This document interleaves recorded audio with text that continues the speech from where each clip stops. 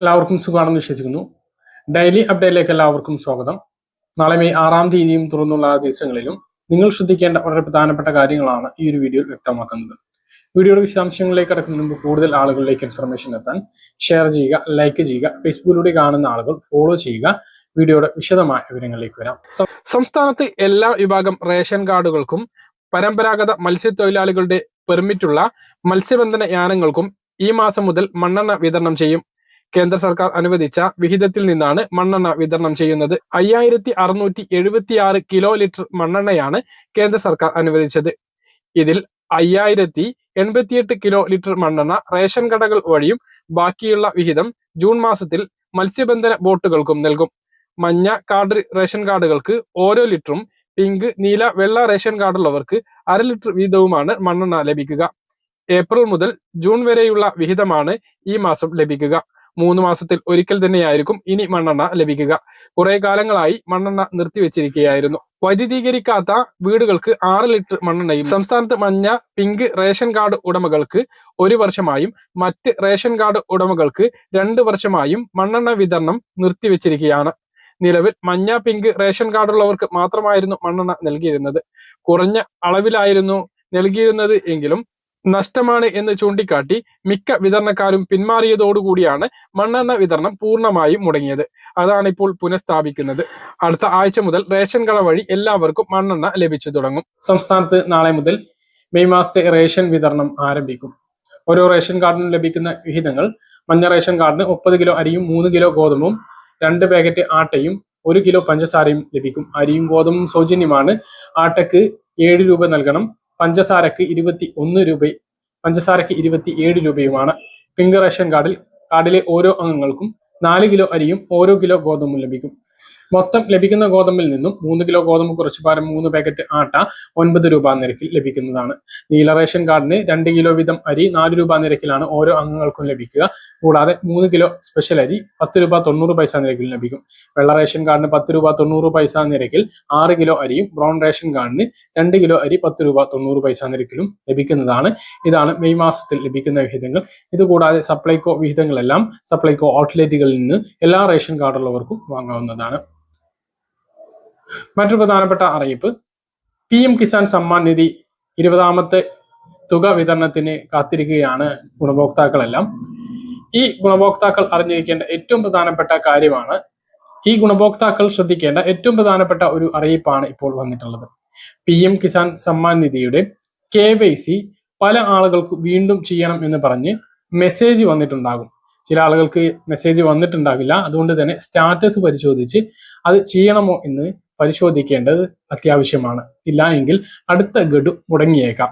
PM Kisan വെബ്സൈറ്റിൽ Aadhaar number ഉപയോഗിച്ച് login ചെയ്തതിന് ശേഷം ഫാർമേഴ്സ് കോർണർ എന്ന ഭാഗത്ത് ക്ലിക്ക് ചെയ്തുകൊണ്ട് സ്റ്റാറ്റസ് പരിശോധിക്കുക. ഈ സ്റ്റാറ്റസിൽ നമ്മുടെ KYC ചെയ്തിട്ടുണ്ടോ ഇല്ലയോ എന്ന് മനസ്സിലാക്കാൻ കഴിയും. KYC റിക്വസ്റ്റ് വന്നിട്ടുണ്ട് എങ്കിൽ വീണ്ടും ഈ KYC നടപടികൾ പൂർത്തീകരിക്കണം. എന്നാൽ മാത്രമേ ഈ ഒരു തുക തുടർന്നും ലഭിക്കുകയുള്ളൂ. ചില ആളുകൾ ജീവിച്ചിരിപ്പുണ്ടോ എന്ന സംശയത്താലാണ് KYC request PM Kisan Samman Nidhi വെബ്സൈറ്റിലൂടെ വരുന്നത്. അപ്പോൾ എല്ലാവർക്കും അത് വരുന്നില്ല, ചില ആളുകൾക്ക് മാത്രമാണുള്ളത്. അങ്ങനെ വന്നിട്ടുള്ള ആളുകൾ വീണ്ടും KYC നടപടികൾ പൂർത്തീകരിക്കേണ്ടതാണ്. മുൻ ഗഡുക്കൾ മുടങ്ങിയിട്ടുള്ള ആളുകളെല്ലാം KYC, അതുപോലെ തന്നെ ആധാർ സീഡിംഗ്, ലാൻഡ് വെരിഫിക്കേഷൻ ഇവയെല്ലാം പൂർത്തീകരിക്കേണ്ടതാണ് എന്ന് ഒന്നുകൂടി ഓർമ്മപ്പെടുത്തുകയാണ്. മാസത്തിൽ തന്നെയായിരിക്കും ഉണ്ടാകുക.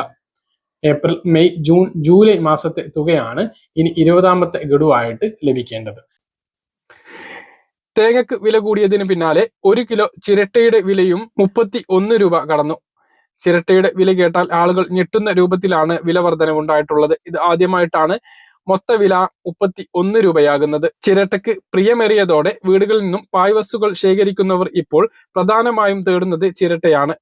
സമൂഹ മാധ്യമങ്ങളിലും ചിരട്ട വിലക്കെടുക്കുമെന്ന പോസ്റ്റുകൾ ഇടം പിടിച്ചിട്ടുണ്ട്. 1 കിലോ ചിരട്ടയ്ക്ക് നാട്ടിൻപുറത്തെ ആക്രിക്കടകളിൽ പോലും 20 രൂപക്ക് മുകളിൽ വില ലഭിക്കുന്നുണ്ട്. പാലക്കാട് നിന്നും തമിഴ്നാട്ടിൽ നിന്നും എത്തുന്ന മൊത്ത കച്ചവടക്കാരാണ് ഇത് സംഭരിച്ച് കൊണ്ടുപോകുന്നത്. മെയ് മാസത്തെ സാമൂഹ്യ സുരക്ഷാ പെൻഷൻ 3200 ലഭിക്കുക. അതിനാണ് ഇപ്പോൾ പെൻഷൻ ഗുണഭോക്താക്കൾ കാത്തിരിക്കുന്നത്.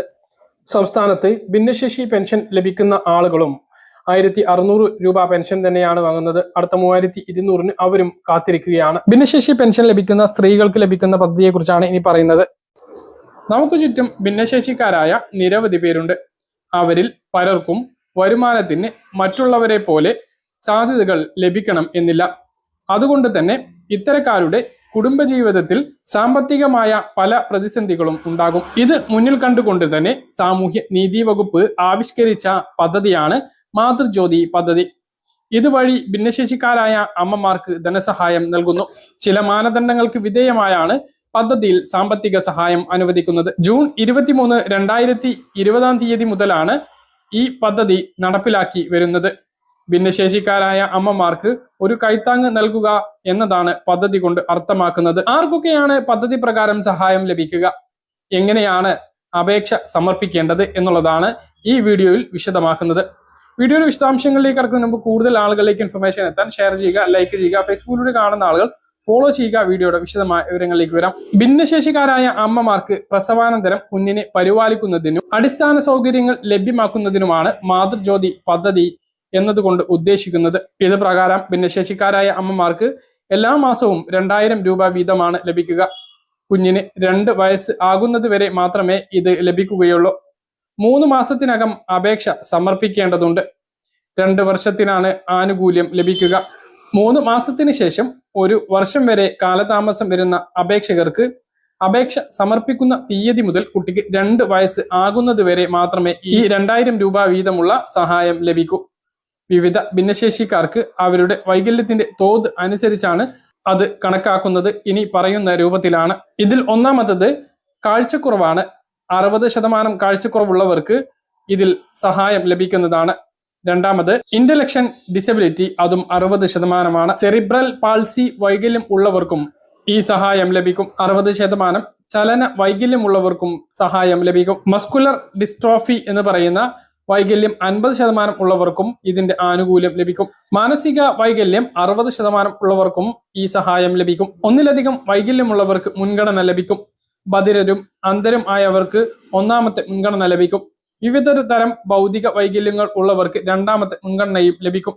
മറ്റ് ഒന്നിലധികം വൈകല്യമുള്ളവർക്ക് 3ാം മുൻഗണനയും ലഭിക്കും. വൈകല്യത്തിന്റെ തോത് ഇത് 50% കണക്കാക്കുന്നത്. ആസിഡ് ആക്രമണത്തിന് ഇരയായവർ, autism spectrum disorder, low vision, ബധിരരും കേൾക്കാൻ ബുദ്ധിമുട്ടുള്ളവരും ആയിട്ടുള്ള ആളുകൾ, ക്രോണിക് ന്യൂറോളജിക്കൽ കണ്ടീഷൻ, കുഷ്ഠരോഗ ഭേദമായിട്ടുള്ള അമ്മമാർ, മൾട്ടിപ്പിൾ ക്ലീറോസിസ്, പാർക്കിൻസൺസ് രോഗം, ഹീമോഫീലിയ, തലസീമിയ, അരിവാൾ രോഗം, സംസാരിക്കാനും ഭാഷാ വൈകല്യവും ഉള്ള അമ്മമാർ, ഉയരക്കുറവുള്ള അമ്മമാർ, നിർദ്ദിഷ്ട പഠന വൈകല്യം ഉള്ള അമ്മമാർ, ഇവയ്ക്കെല്ലാം ഈ സഹായം ലഭിക്കും.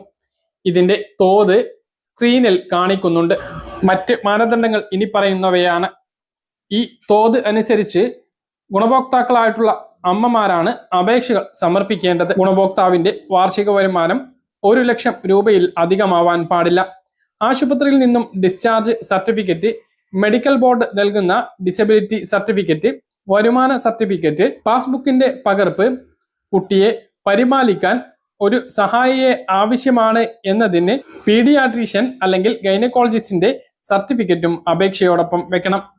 പരമാവധി ഒരാൾക്ക് 2 തവണ മാത്രമേ പദ്ധതി പ്രകാരം ആനുകൂല്യം ലഭിക്കുകയുള്ളൂ. ഗുണഭോക്താവ് സ്ഥിര താമസമാക്കിയിട്ടുള്ള ജില്ലയിലാണ് അപേക്ഷകൾ സമർപ്പിക്കേണ്ടത്. ഭാര്യയും ഭർത്താവും വൈകല്യബാധിതരാണ് എങ്കിൽ മുൻഗണന ലഭിക്കുന്നതാണ്. ഇത്തരം അപേക്ഷകളിൽ 2 പേരുടെയും മെഡിക്കൽ ബോർഡ് സർട്ടിഫിക്കറ്റുകൾ അപേക്ഷയോടൊപ്പം ഹാജരാക്കേണ്ടതാണ്. ഭർത്താവിന്റെ വൈകല്യം 40%-ൽ കൂടുതലാണ് എങ്കിൽ മാത്രമായിരിക്കും ഇത് പരിഗണിക്കുക. പ്രസവാനന്തരം 6 മാസത്തിനുള്ളിൽ അപേക്ഷകൾ സമർപ്പിക്കേണ്ടതുമാണ്. അപേക്ഷയോടൊപ്പം ഹാജരാക്കേണ്ട രേഖകൾ ഇനി പറയുന്നവയാണ്. മെഡിക്കൽ ബോർഡ് നൽകുന്ന സർട്ടിഫിക്കറ്റിന്റെ പകർപ്പ്, ആശുപത്രിയിൽ നിന്നും ഡിസ്ചാർജ് ചെയ്തതിന്റെ പകർപ്പ്, വരുമാന സർട്ടിഫിക്കറ്റ്, അത് BPL ആണ് എങ്കിൽ റേഷൻ കാർഡിന്റെ അസൽ കോപ്പി മാത്രം മതി. ബാങ്ക് അക്കൗണ്ട് വിവരങ്ങൾ, ബാങ്കിന്റെ branch, IFSC code, bank passbook എന്നിവയാണ് അപേക്ഷിക്കാൻ വേണ്ട രേഖകൾ. അപേക്ഷ സമർപ്പിക്കേണ്ടത് www.sunidhi.sjd.kerala.gov.in എന്ന വെബ്സൈറ്റിൽ ഓൺലൈനായിട്ടാണ്. കൂടുതൽ വിവരങ്ങൾക്ക് തൊട്ടടുത്തുള്ള അംഗനവാടിയുമായിട്ട് ബന്ധപ്പെടാവുന്നതാണ്. സംസ്ഥാനത്ത് നിന്ന് സ്വർണ്ണവില വർദ്ധിച്ചു. ഗ്രാമിന് 20 രൂപ കൂടി. 8,775 രൂപയും പവന് 160 രൂപ കൂടി 70,200 രൂപയിലും എത്തിയിട്ടുണ്ട്. ഏപ്രിൽ, മെയ്, ജൂൺ, ജൂലൈ മാസത്തെ തുകയാണ് ഇനി 20ാമത്തെ ഗഡുവായിട്ട് ലഭിക്കേണ്ടത്. അന്ന കാര്യങ്ങൾ കൃത്യമായിട്ട് മനസ്സിലാണെന്ന് കരുതുന്നു. ഇതുപോലെ ഇൻഫർമേഷൻ ലഭിക്കാൻ ചാനൽ സബ്സ്ക്രൈബ് ചെയ്യുക, ബെല്ലൈക്കൺ എനേബിൾ ചെയ്ത് വെക്കുക. മറ്റൊരു വീഡിയോയും നമുക്ക് വീണ്ടും കാണാം. ബൈ.